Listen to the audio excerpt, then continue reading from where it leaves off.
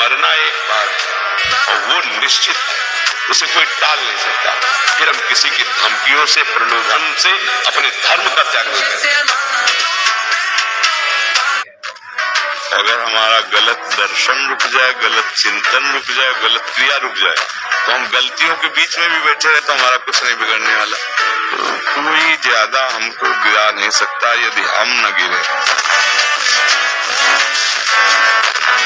कौन सा ऐसा देश है जहाँ ब्रह्मचर्य जाना जाता हो? ब्रह्मचर्य किसे कहते हैं? सतीत्व जाना जाता हो, पातिव्रत धर्म जाना जाता हो, यतीत्व। अगर कोई तुम्हें मिलेगा ना यति, तो यहीं का चेला होगा।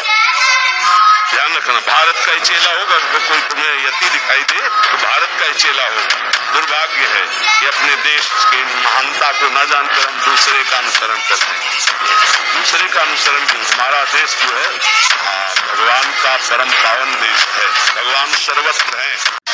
हम सही है तो सब लोग हमारा बुरा करो, कुछ नहीं बिगड़ने वाला। जरूरत दूसरों को सुधारने की नहीं है, जरूरत अपने को सुधारने की है।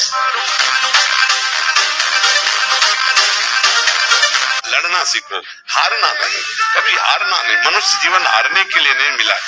एक बार तूने परास्त किया, दूसरी बार चढ़ते हैं, तीसरी बार हम चढ़ते, देखते तो कई बार गिराता है हमको, एक बार हम निकली जाए। कोई अपना नहीं, सच्ची मानिए सारे संबंध झूठे हैं। तुम किसी के काम लायक हो इसलिए तुम्हें कोई प्यार कर रहा है, और अगर काम लायक न हो तो यहाँ आप देख लो कोई प्यार नहीं करता। अभ्यास, प्रमाद स्थिति नहीं, भोगों में मनोरंजन नहीं, अभ्यास। अभ्यास विजय दिलाएगा। यही अभ्यास भगवत स्वरूप है। जिस लक्ष्य पे हम लगे उसको हम पार करें, उस पर पहुंचे। क्या नहीं प्राप्त, क्या नहीं हो सकता। और जब ब्रह्मचर्य रहा जाता है तो उसको सुविधा माया देती है ब्रह्मचर्य नष्ट करने की। ये बैठालना चाहिए। जैसे आप नियम लिए कि मैं आजीवन ब्रह्मचारी रहूंगा, तो आपको पक्की सुविधा एक समय आएगी कि आप आराम से भोग लीजिए। कोई नेगेटिव नहीं, कोई नकारात्मक सोच भी नहीं आएगी। आप उसको स्वीकार करें, क्योंकि आपके व्रत को भंग करने के लिए माया ऐसी सुविधा देगी। आप शरीर पवित्र रख के देखो, 1 महीना जूठा मुंह मत रखना, शरीर पवित्र रखो और ब्रह्मचर्य रह के देखो। 1 महीने में आपको ऐसा लगेगा आप देवता को। विषय बलवान है मानते हैं, पर भगवान से बलवान नहीं है। जब नाम भगवान को अधीन कर सकता है तो विषयों को क्यों नहीं अधीन कर सकता? ब्रह्मचर्य धारण करने वाले कोई बादाम, हलवा, घी की जरूरत ही नहीं भाई। बिल्कुल सच्ची मानिए। जैसे तप्त भूमि में पैर कैसे पड़ता है, ऐसी बिजली रहती ब्रह्मचारी के शरीर। बिजली 60-60 किलोमीटर बिना विश्राम किए चलते देखा है। पीछे भी चर्चा की, अब हार गए। कमंडल हाथ में चढ़ ब्रह्माकार वृत्त चले जा रहे। 4 बजे उठ के नहा धो करके घंटा दंड बैठक मारे तो आप देखो आपका जीवन प्रकाशित होने लगे।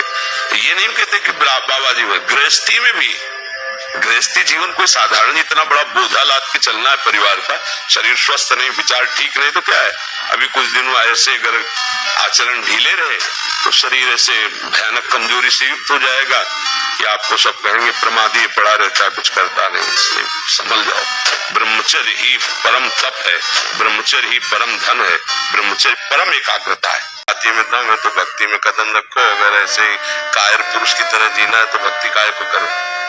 ऐसे नहीं दिया जाता भगवान की भक्ति के लिए, ऐसे नहीं। क्योंकि निंदा उसी की जाती है जिस पर महत्व होता है। जिसके प्रति आपका महत्व है, आप उस पर चल नहीं पा रहे हो, आप उसे पा नहीं पा रहे, तो फिर आप उसकी निंदा करने लगेंगे।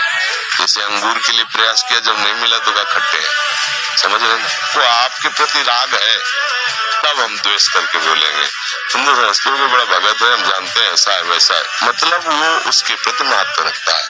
क्योंकि बिल्कुल निश्चिंत रहो, कोई भी गलती का टेंशन मत लो। पहले टेंशन मुक्त हो, फिर प्रसन्नता तुम्हारी गलती पर चढ़ बैठेगी और गलती कभी नहीं होने लगेगी। धीरे धीरे ठीक हो जाओ। हम कभी गोली नहीं चलाई, जानते ही नहीं। अब हम मनाए कि प्रभु ये निशाना हमारा जो है ठीक लक्ष्य पे लग जाए। अभ्यास करो। और निशाना ले लेगा तो हमें अश्रद्धा हो जाए, भगवान हमने कहा था तुमसे निशाना सही लग गया। ऐसी मूर्खता, ऐसी अज्ञानता नहीं करनी।